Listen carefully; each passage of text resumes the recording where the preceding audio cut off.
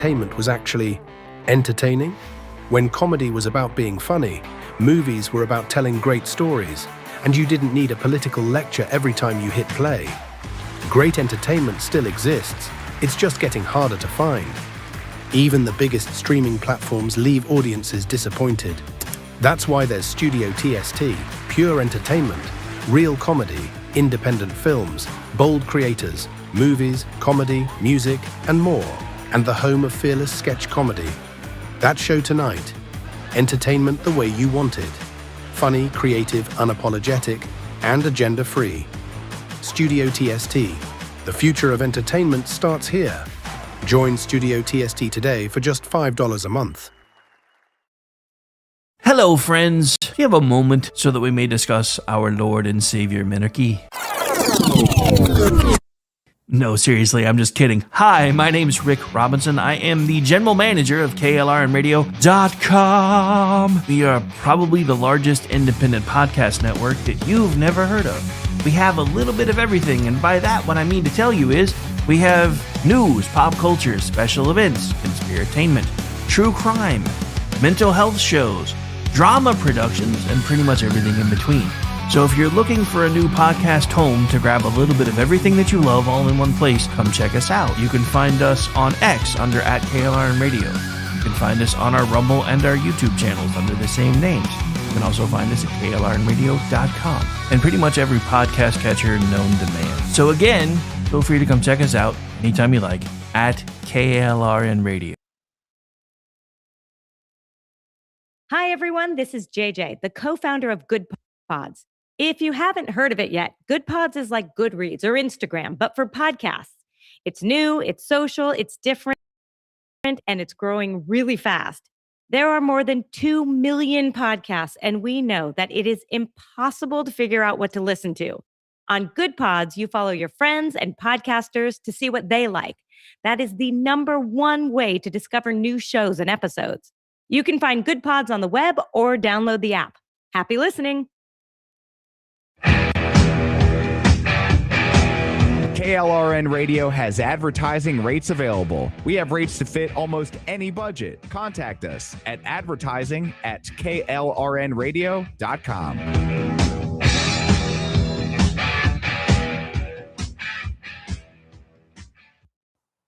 The following program contains coarse language and adult themes. Listener discretion is advised.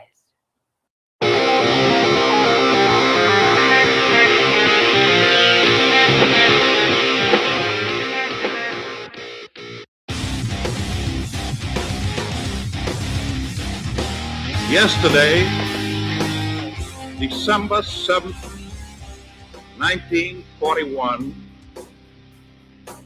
a date which will live in infamy.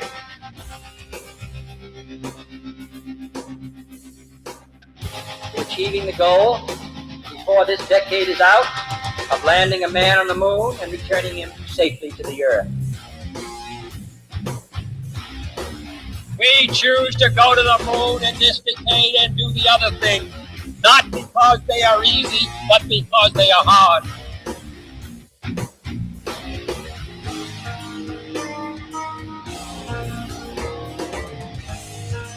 Freedom is never more than one generation away from extinction. We didn't pass it on to our children in the bloodstream. The only way they can inherit the freedom we have known is if we fight for it, protect it, defend it, and then hand it to them with the well-taught lessons of how they in their lifetime must do the same.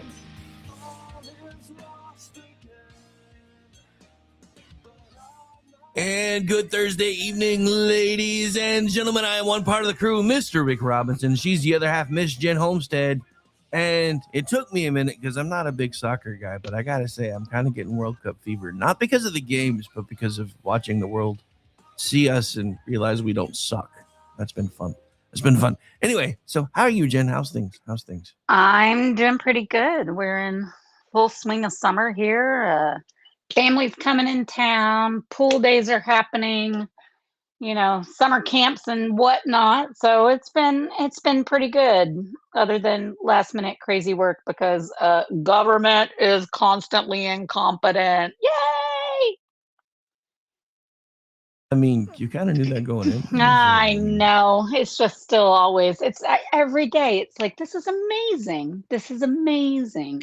It's amazing to look at a Like, and they list of wonder- people and they're like, double check that they're correct in the database. And I'm like, you have one person that has pieces of information that match 5 other people with his last name, even though it doesn't match his first name. It's crazy. You're like, no, those aren't all the same people. Those are different people.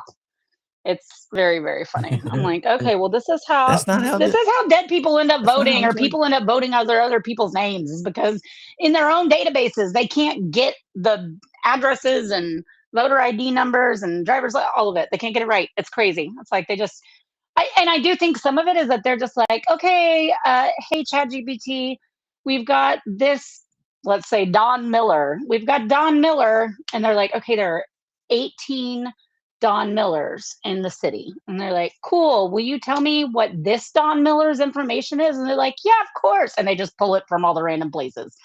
And then you're like, cool, you must be right because you are AI. I'm like, oh God. Anyways. Yeah, fun times.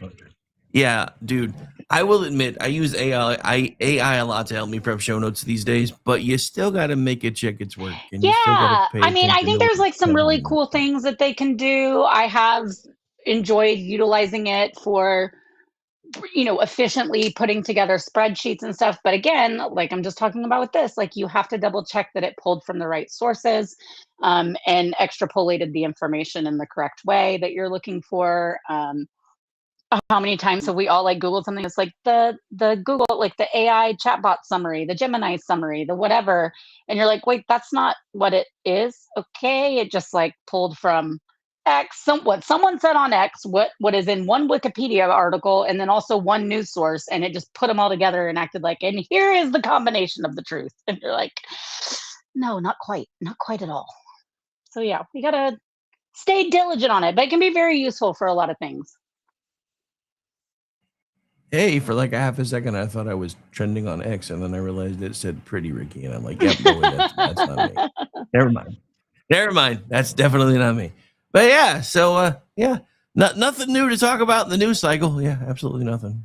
Nothing at all. But I do want to touch on the World Cup stuff real quick because I'm with you. Like, I had a lot of fun going to games when I lived in Europe, and particularly in Barcelona.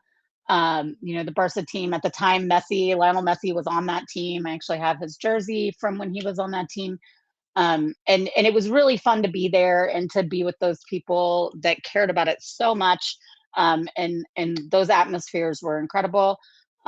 But me, I'm still like an American sports fan, and I couldn't stay in it because watching it and all of that is just not my cup of tea. I know baseball's not other people's cup of tea, and other people don't like hockey and whatever. It's okay. We get to have different opinions and like different things. It's really all right.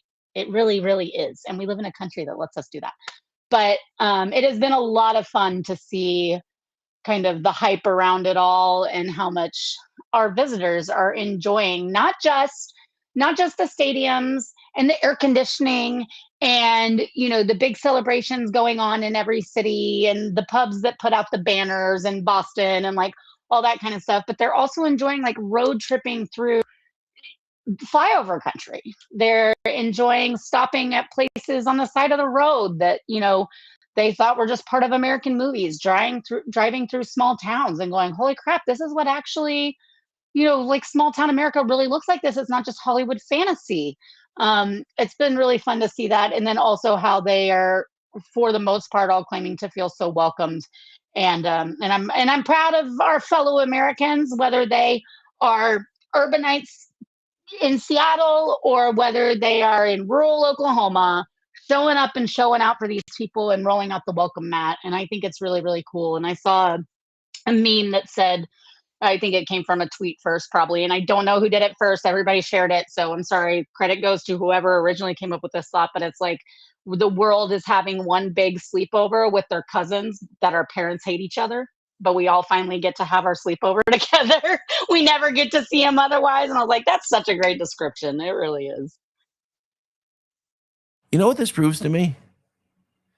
It's not the world's citizens that hate each other. It's our governments that make us hate each other.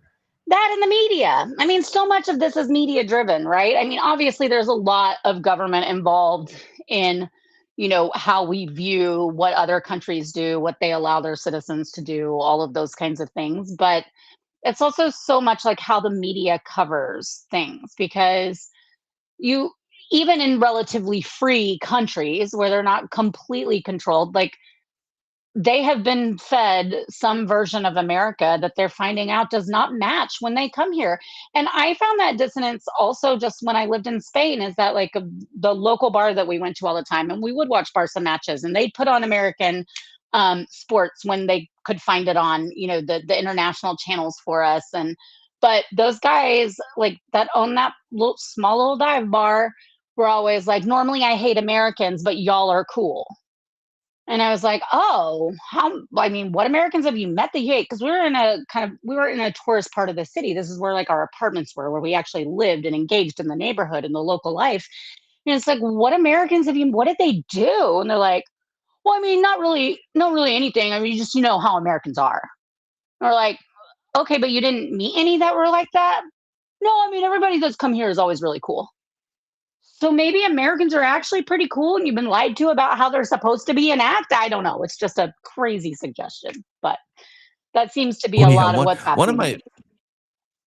One of my favorite video clips is the dude from South Africa who was just watching this truck go by, like this big, diesel truck big rig full of stuff. And he's like, dude, if that truck drove that slow in my country, people would be on the back of it, prying it open and robbing them blind. Yeah.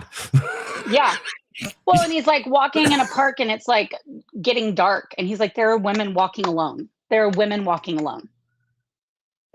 walking. They're just walking. They're on their phones. They've got their nice purse on their shoulder and they're okay. And it's like, obviously everybody and people did warn them, like, there are areas where that's still not very safe. And there's always going to be pockets of that in any country pretty much. But by and large, like he's walking in one of our, national park areas of DC. And he's like, we're just walking by these monuments. They're not tagged.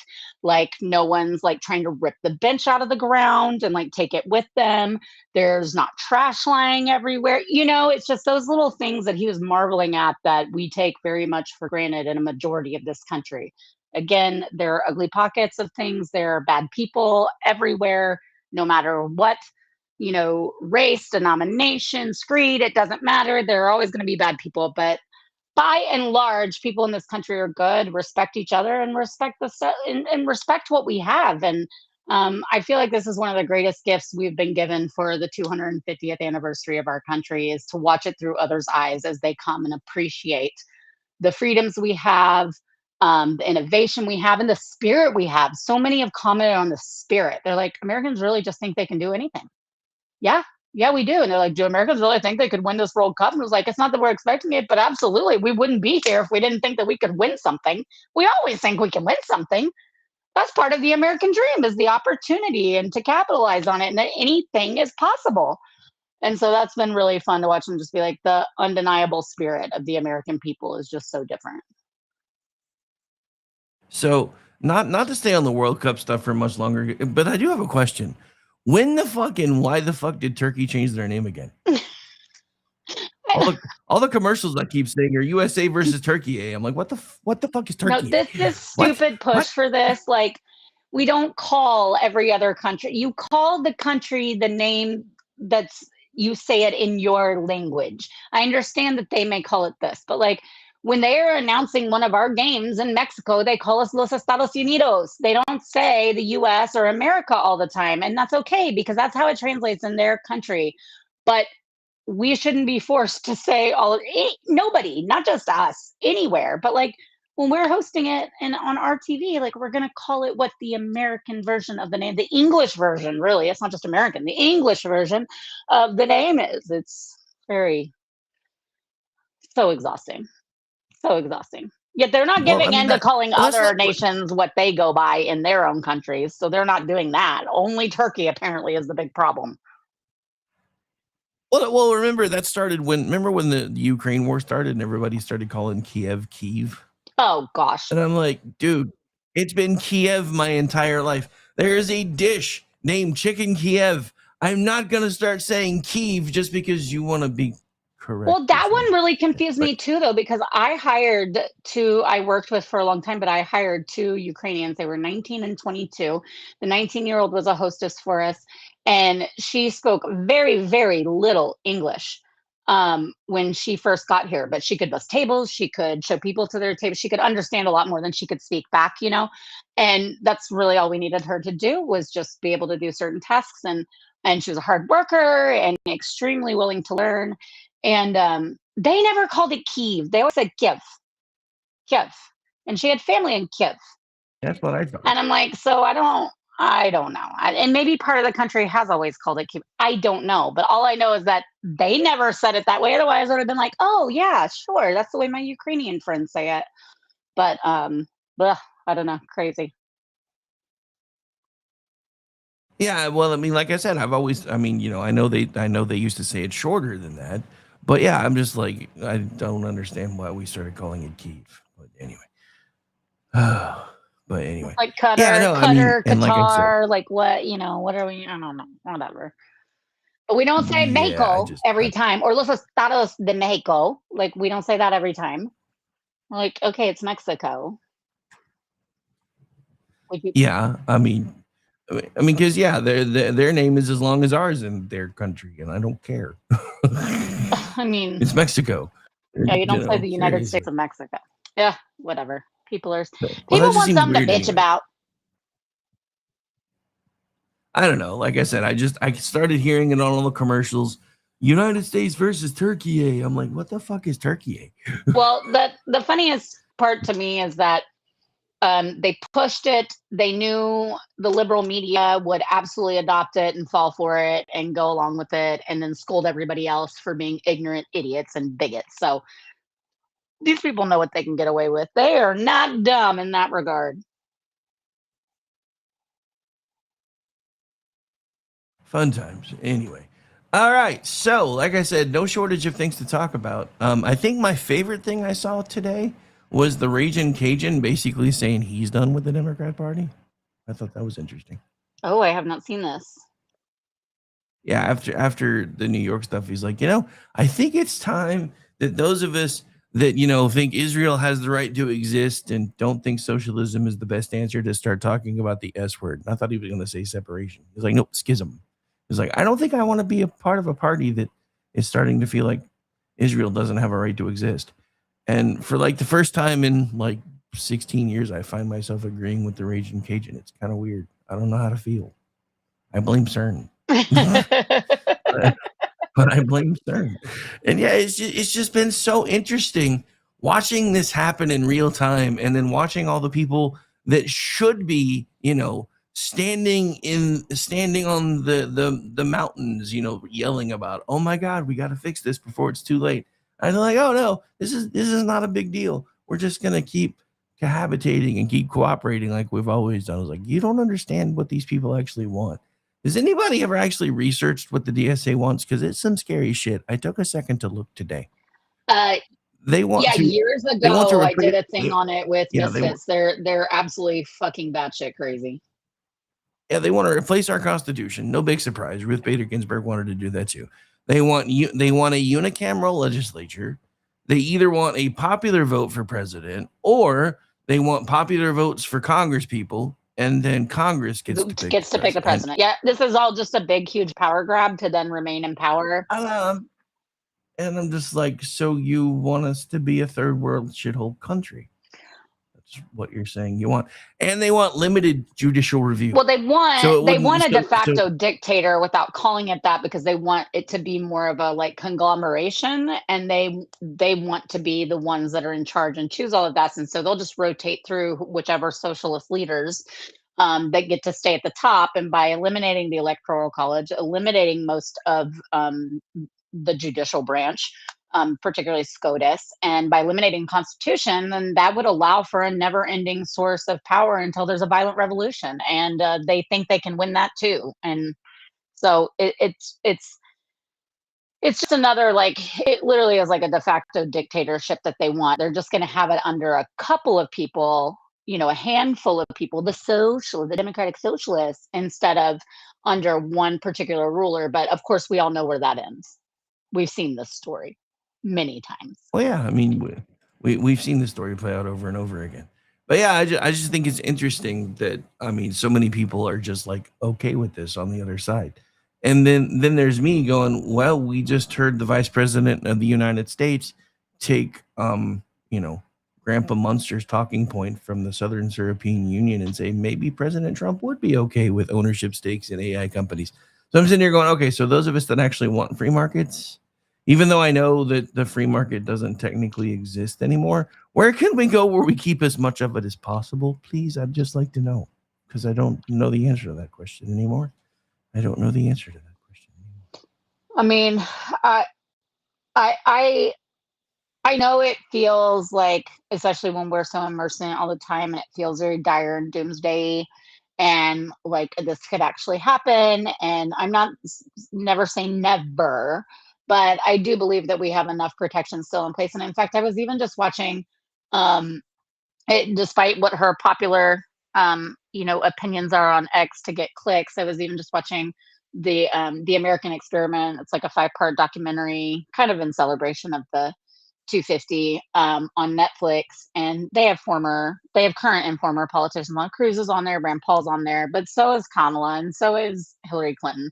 But even Hillary Clinton is on this, expounding upon the virtues of our founders and how they created this, separate powers and the ability for judicial review and limited executive, but still some executive powers. And even she is on there talking about this. And I know, take it with a grain of salt, but I think there are a lot of things that people say and do to be popular and to try to drum up certain things. I mean, I think Massey's a great example right now, going after the Groyper clicks, that are counter to what they would actually believe and allow to happen in this country. And then we've got a lot of patriots with guns that will stand up. Doesn't mean it won't get bloody, but I think that we're a long way off. But they chip away constantly. They do. They chip away constantly. And the Democratic Party has been giving into that side of their party for far too long. And like you were talking about him saying about it's time for a schism. I mean, we've already have a fractured right. Absolutely, part of the left needs to stand up and say no, just like we're trying to stand up and say no. Yeah, no, exactly. And look, I as much as I kind of enjoyed, because his exact words was, "No way, I'm done. I'm not part of that fucking party anymore." Look, I understand that was probably a lot of political theater, because these people that are trying to hold on to the moderates don't want them to know that they basically want the same things the DSA wants. But that's the same thing I'm running into with the Republican Party. And I've been, and as much as I thought maybe Trump coming in and shaking things up enough and waking enough people up would change that, I'm finding that these people are all wanting to hang on to their own little fiefdoms at all costs. And that's exactly what we're still seeing play out within the Republican Party. These people have built up their own little donor bases, their own little corners of the world, and they're going to do everything they can to hang on to it instead of doing the right thing for the country. And I mean, I've even seen Trump doing that to a point, that like the other day, when I heard him say, because he finally admitted it, I had to do something or we were going to be facing a global recession. So I understood that a deal was going to have to be made. And I'm one of the few people that kept trying to explain, hey, we can't do the things that, we always want to do when it comes to war anymore. But we're the people that made that impossible, because when we rebuilt the world, we rebuilt all the systems that were keeping the world running, and we tied them all together because everybody was feeling like Chicken Little after World War I. And then 35 years later, World War II starts, and they're like, we thought there was never going to be another one of these. So we tried to make sure that it couldn't ever happen again, which is why ever since we've been fighting with one hand on our triggers and the other hand trying to hold up the scales, because, we go too hard and knock somebody back to the Stone Age anymore, the entire world goes with them. So I knew at some point we were going to have to make a deal. And then I had that show all prepped, and I'm sitting here and I'm like getting ready to hit the go live button. I'm like 5 minutes out, And I see this clip come across where Donald Trump is at this press conference and he's like, well, since all of Iran's neighbors have ballistic missiles, maybe it's not a bad idea for them to keep a few of them. I was like, what the fuck did you just say? Yeah. I'm like about to go to guns with people that I know that I respect over this deal that you're trying to carve out because I understand why you're trying to make it. And then you basically take half of what you said we went to war with them for in the first place and said, yeah, maybe it doesn't really matter as much as I thought. Really? Yeah, I have been, I have been at a loss with all of this. And I mean, it's not unexpected, really. I wish I could say it was unexpected from Trump, but it's not entirely. He tends to ebb and flow, and when things start to go, there's only so much fun to be had in going against the grain with everybody, but at some point, he does crave the positive attention. He does crave the approval. And especially when he's met people in person and talks to them face to face, that he tends to waver on things that he'd said before were absolutes or no deals or whatever. And that's throughout, multiple presidencies and even campaigns. So I can't say I'm entirely surprised. I was hoping his cabinet and advisors would be able to reel that in better. And you could just see Rubio's face. I mean, it was like, the fuck do I do now? He's standing there twiddling his thumbs with his chin down, well, here we go. I guess everything that we were doing in Workforce is just fucking done. Okay. Not that this can't still be workable, but there hasn't been a time in the last 3 decades that an American president has said it's okay for them to have weapons of that grade. It's just crazy. Yeah, and I mean, look, I could, and I get it, because from Trump's perspective, Trump keeps saying, hey, this new regime isn't like the old regime. And I'm like, I need receipts, bro. Because you keep saying you're working with much better people than the ones that you were working with before. And I understand this is like the C string. I get it. But they're still doing the same things. There's an Iranian performer who was found guilty of performing without a hijab.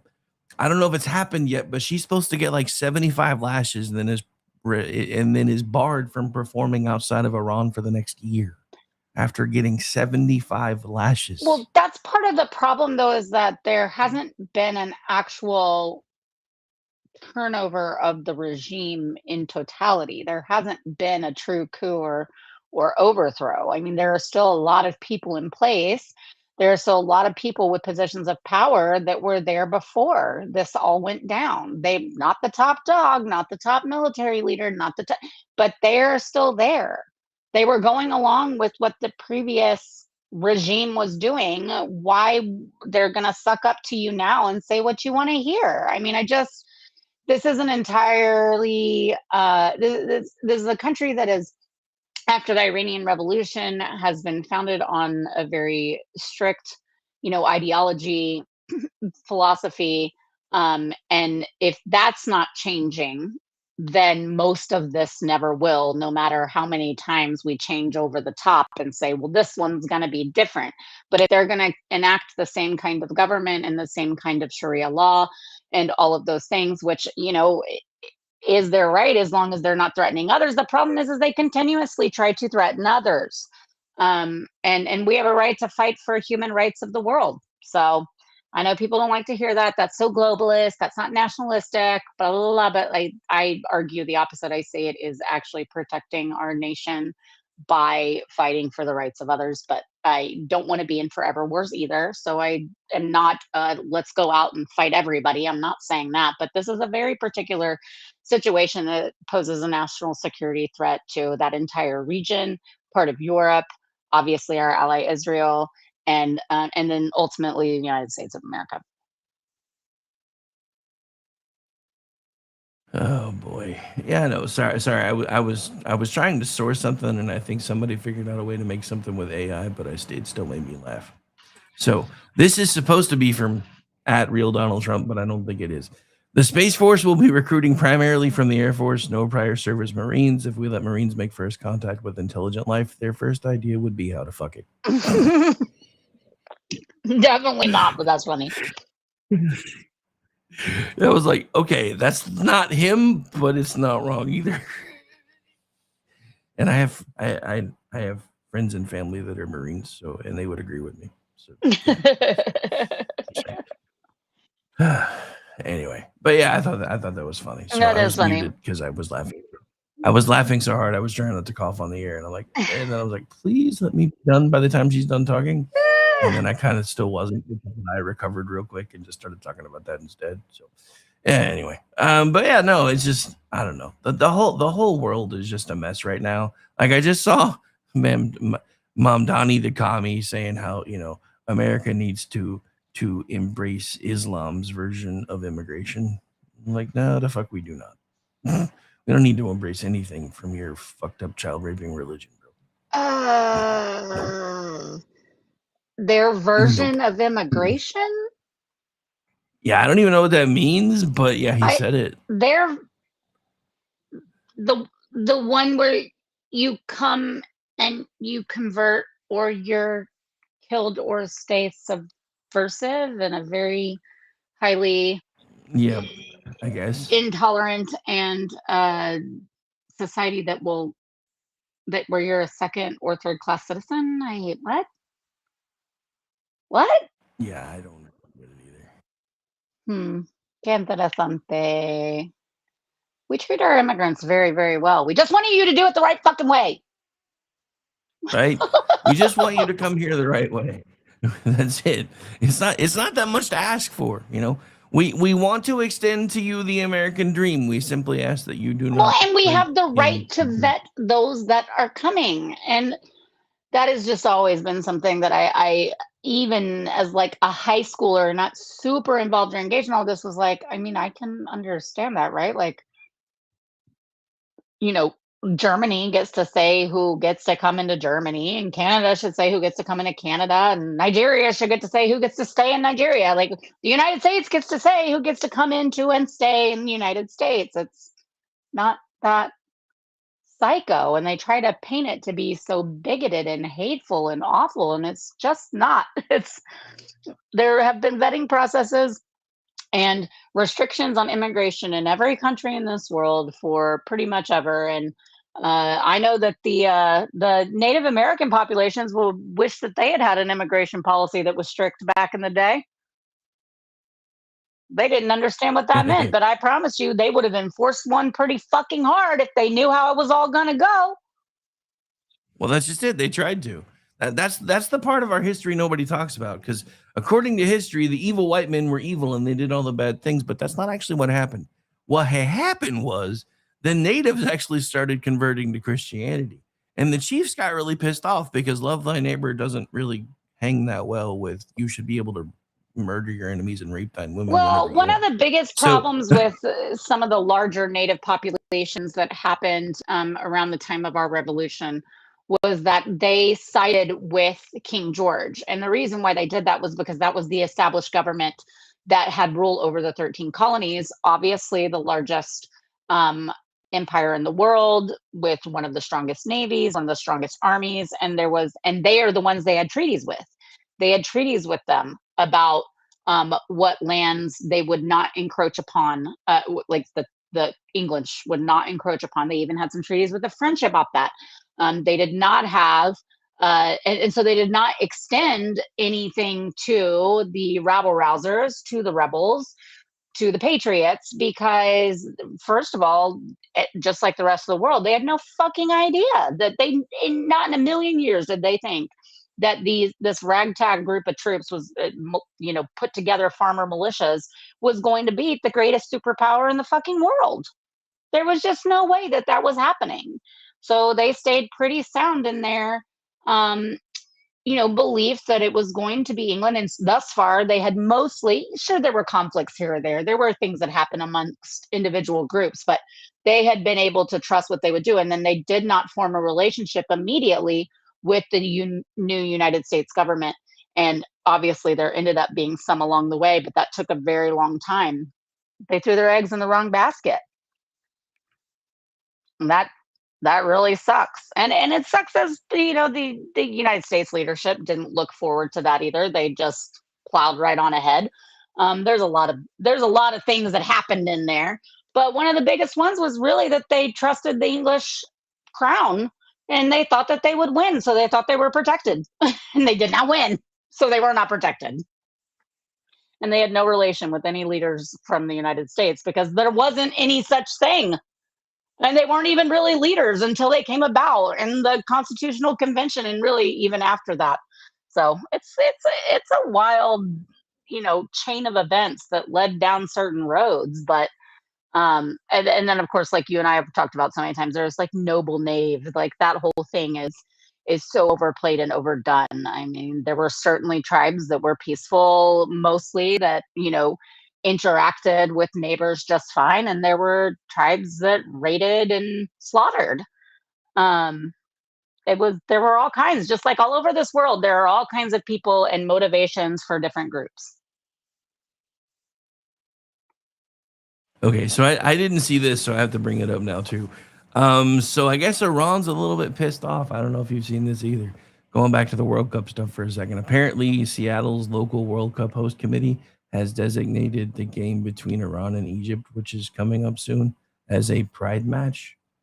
Iran, in response, wants FIFA to prevent any ceremonies or promotional activities in support of the alphabet soup community. They're going to make it pride? Yeah, that kind of pride. What? And Iran's having none of it. They shouldn't. What? They're like, that cannot be real. They're that like, cannot be nope. real. It's it's from Polymarket What a Sports, fucking troll that would be, and also just stupid. But what? Well, it is Seattle, so I know, but really doesn't but FIFA banned tailgating too, so interesting. I don't know. Maybe FIFA's going to come down on them for trying to do it, but according to Polymarket Sports, that's a thing from like 10 hours ago. I will say I was going to hope that, amid all the strife with Iran right now, that I was going to hope that, we all shared those videos of them being, the majority of their citizenry absolutely being thrilled with the overthrow of, of Khamenei and all of that. And so that the majority of them do not support such a restrictive regime. They do not, they've been happy. They want to be liberated. They do not want to still live under such brutal conditions. And so with these Iranian soccer players coming over, I think there was like a lot of people anticipating that because of everything that's been going on between our governments, that they might be treated poorly, not like by customs and stuff, or like immigration, but like by people. And I was going to say, this is the time to give them the utmost support, just like when you were sharing their videos, breaking down and crying, finding out that he was no longer in power, thanking Donald Trump, thanking the United States for coming to their rescue, coming to their aid. People that, these are the kinds of people that would not be submissive or supportive of the brutal regime. So like they should absolutely be supported in the way of like welcomed, coming over here and playing a fucking game. Like play the game and cheer for them and be happy that they don't have to live in that shithole right now. So did you so I gotta segue into some COVID stuff for a second. Did you see did you see Tulsi's exit video that she posted on the way out the door? No. She threw the leprechaun of the Potomac all the way under the fucking bus. All the wheels on the bus went squish, squish, squish, backed up and did it again. She threw him on. It was like a 10-minute video dropping all the receipts about how he changed the definition of this. He did this. He offshored it. He knew about this. He knew about that. And then, of course, all the media is like crickets. And then all the all the lefty social medias are like, oh my God, she's a disgrace, blah, blah, blah, blah, blah. I was like, dude, if there was nothing here, the media would be all over her, and all you're getting is crickets, so don't even try. So that was fun. I talked about that for like 30 minutes. I think it was last week when it dropped, because it was like everything that that me and Stacy and everybody else that was doing this kind of stuff during COVID was trying to tell everybody, and we kept getting warned about, and the network got nerfed about, and all these other things. And I'm like, see, told you, told you, it's all right here. And then there's this one. I feel like I'm the only one who didn't get on the scheme, and I'm a little mad that kind of, except they're starting to get caught now. So a North Carolina tax preparer has pled guilty to $13.9 million in a COVID-19 fraud scheme that he obtained, and fraudulently so. So he's pled guilty to defrauding the American taxpayer out of nearly $14 million. Yeah, I think those cases are just starting to hit. I know there was another one here in Texas from some guy out of Dallas, and I don't think they've gone to trial yet, but he's opted for a trial. Some of those that had like insane defrauding are just starting to come up on the table to be. Yeah. Ooh. I keep, now that I mean, dude, and I don't even say this lightly or even jokingly anymore. With all of the fraud they found just by starting to look, if we had been paying attention, we probably wouldn't even have a national deficit, much less a national debt. Yeah. I mean, I just Because remember it's all just money that's just flown out the door, and nobody knew where it went, so they just printed more. I just remember like the owner of the businesses that I managed. Like, I just remember how like insane they were, and I was towards my employees. Like when all of that was happening, like, okay, who should apply for what? How can we do this and still legally keep you on payroll? Do you have to like go off this to get that relief or that benefit? How do we do this? How do we do that? What is part-time? What is full-time? Because it all changed during that COVID era stuff. Like you could still claim some stuff while also still working a certain amount. And if it was an essential business, it was certain rules. If it wasn't, it was other rules. And I mean, and we were just constantly, and everything changed like, first of all on a dime. And then the rules kept changing as we went. So we were just scrambling, trying to figure out how to keep our heads above board, and not fuck it up and not commit fraud. We wanted everything to be by the book as best we could, but even the people we would call for like the Texas Workforce Commission, or when you reached out to IRS, like they also were not able to give clear answers because it was so convoluted at the time.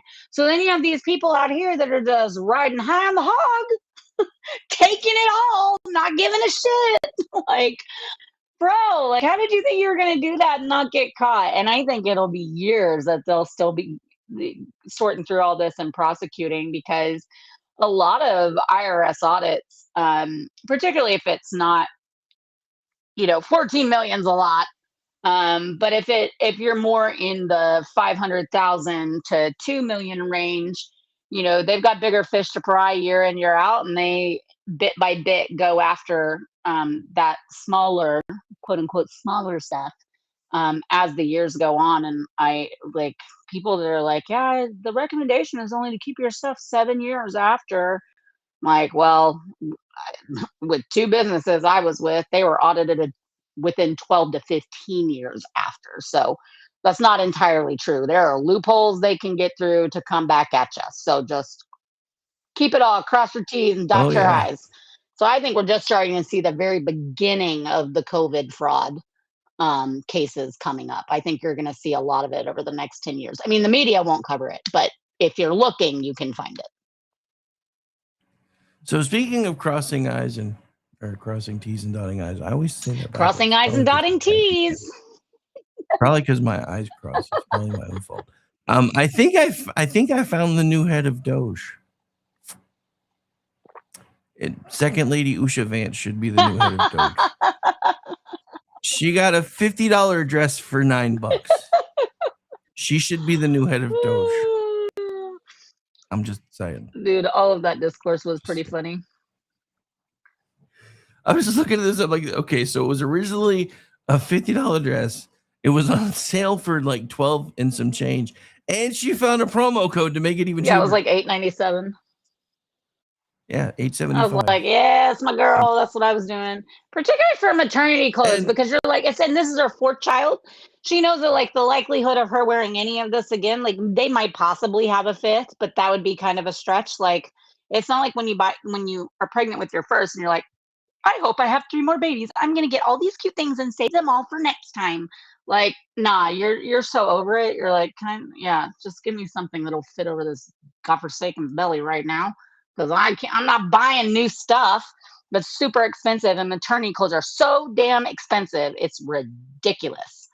So I just thought it was so relatable, absolutely adorable, and I love the haters. They're losing. The first thing I know is I know a lot of women that are not only ticked off that she got the dress so cheap, but 1, that she rocked it as well as she did, and 3, the dress is extra small and she's pregnant. Yeah. Women are going to be stabbed. I'm just saying. Yeah, I had some people that were not very nice to me when I was like, oh yeah, no, but I can't find maternity clothes that fit. So I just buy the size large, and then that goes over my belly. And they're like, in the regular women's? And I'm like, yeah, like in the junior section at Target. And they're like, fuck you, you stupid bitch. Be like, because the women's clothes are not good. The maternity were always so big. They wanted my belly to be like 5 times the size they were, and my shoulders and my boobs and everything. And I'm like, not everything. I didn't put on 150 pounds and still call that a small. COVID. Sorry, I didn't. I was just reading Jason's comment.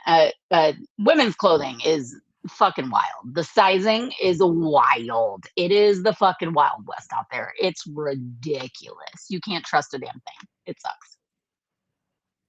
Yeah, Jason, sadly, you are probably right. And I was actually somewhat excited to see the new Spider-Man movie until I saw this today. I don't know if you've seen this today, but apparently Mayor Zoran Mamdani the Kami will have a sizable cameo. So yeah, I'll be waiting for that to come out on Disney Plus now. Great. Because I'm not giving you any extra money, you bastards. Why do they have to fuck everything up, dude? I don't understand. Oh, fucking New Yorkers. I mean, bring back the AI Stan Lee cameos or something. At least those were cool. Right. I don't care who the mayor of New York City is. I don't want to see them in my Spider-Man movie.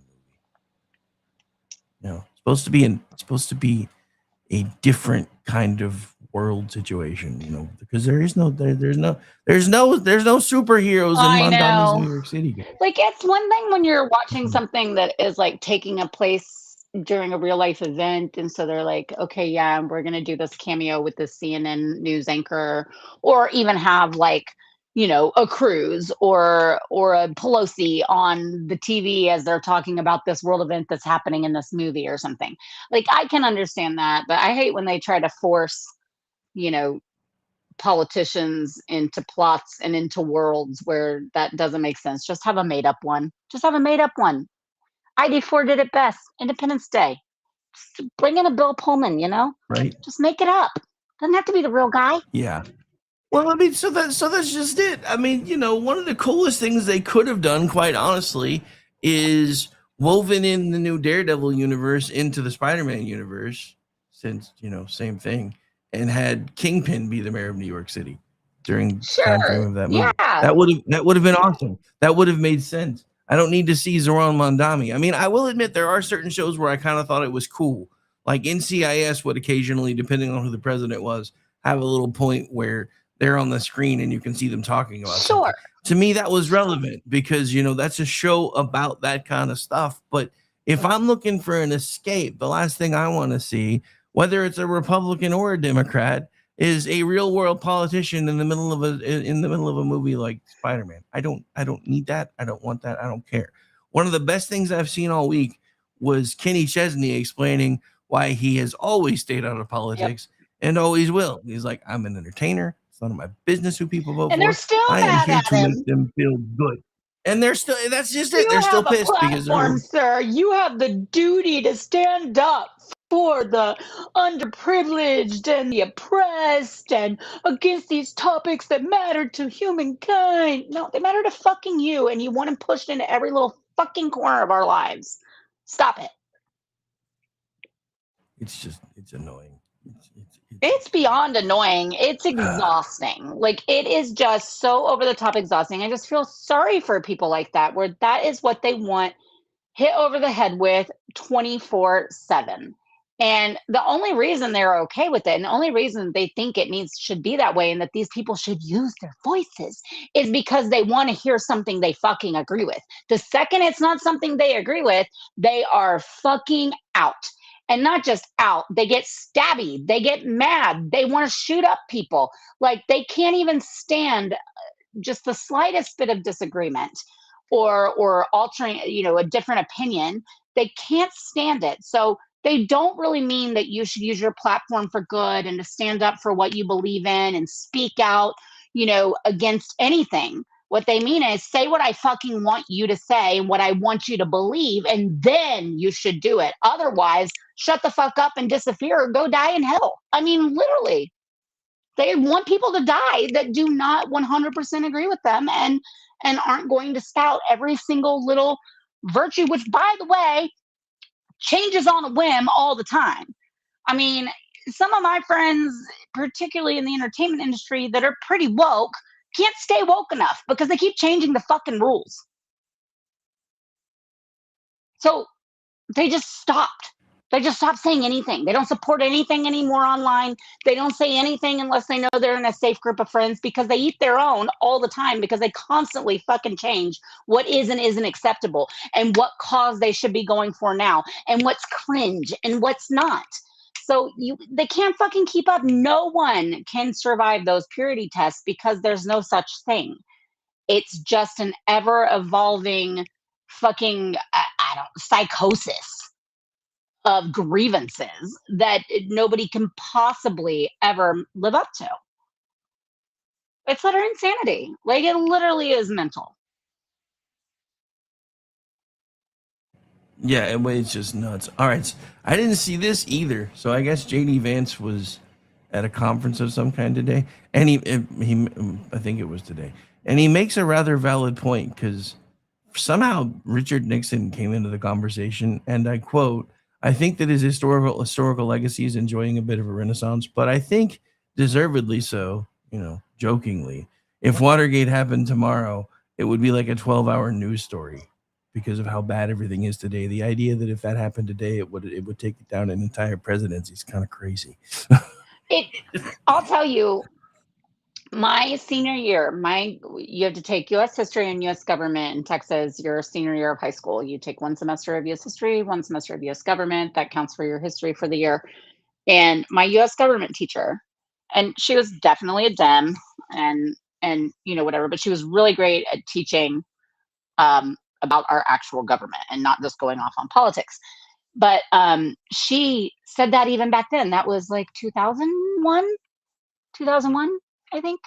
She said, like, what's hilarious is that everything, we're going to go over the Richard Nixon impeachment, we're going to go over this, and then his resignation. And she's like, but I find it funny, and I think at some point after we get through this, y'all will agree with me that there is no way that he would resign over this today. And he likely wouldn't be impeached. Might have gotten impeached, but would not have been convicted and would not have resigned. That was 25 years ago. She was like, this is not something that we would do anymore. That's just crazy.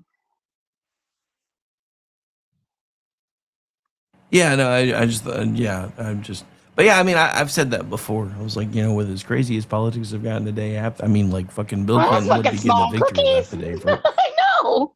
I mean, dude, Bill Clinton would be getting a victory lap for what happened over under the Oval Office desk these days. Oh my gosh. They'd be giving him pats on the backs and high fives and everything else. And never mind the fact that, there was like an entire generation of kids that thought oral wasn't actual sex, so they're taking care of each other on the back seats of the school bus. because the president said it wasn't sex. And yes, I know that for a fact because I know kids that were using that as an excuse. I shocked my parents not very long ago when I was like, yeah, cool. Well, the only reason I ever knew what a blowjob was because Bill Clinton, they talked about Bill Clinton getting a BJ in the Oval Office, and they were like, wait, what? And I was like, I was way too young to know what that was. That's how I found out what a blowjob was. And my dad was like, oh my gosh, stop talking. And I was like, well, that's how I felt when you said your senior year in high school was 2001. So I can remember. But yeah, I was like, I mean, it's true though. Like, I didn't have any business knowing that shit back then, but everybody was talking about it. And everybody's like, what's a BJ? And someone had an older brother who was like, oh, BJ's a blowjob. And blah, blah, blah, blah. So yeah, of course kids were learning and taking from that. Yeah, my senior year was 10 years earlier, just for frame of reference. But that's why when they're like, the president, Trump is now, what am I supposed to tell my child? And what if they see he's supposed to be an example? I'm like, bitch, y'all gave that up in the fucking 90s.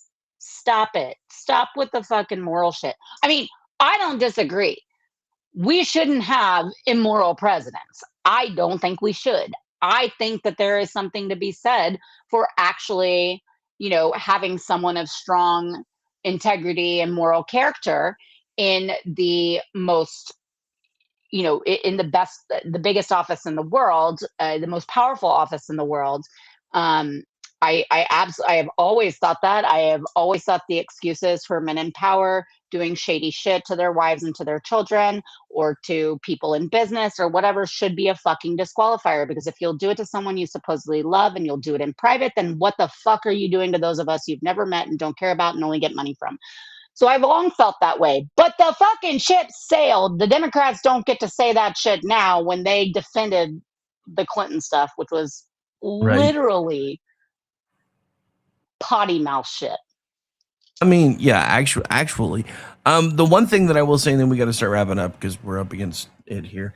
I do find it interesting that I guess and I wish I could remember her name, because there was a woman who was doing kind of a roundtable event with some younger girls who were like all offended by Trump's locker room talk, and she's like, and they're like, I can't believe you're okay with a man saying that he can do this, and she's like, but that's not what he said.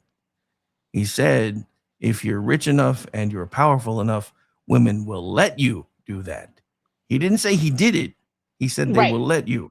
And he's not wrong. And sad part is he's not wrong. Because, yeah, show me a guy with a bank account with 9 zeros and no woman's going to think he's ugly. Like, ever.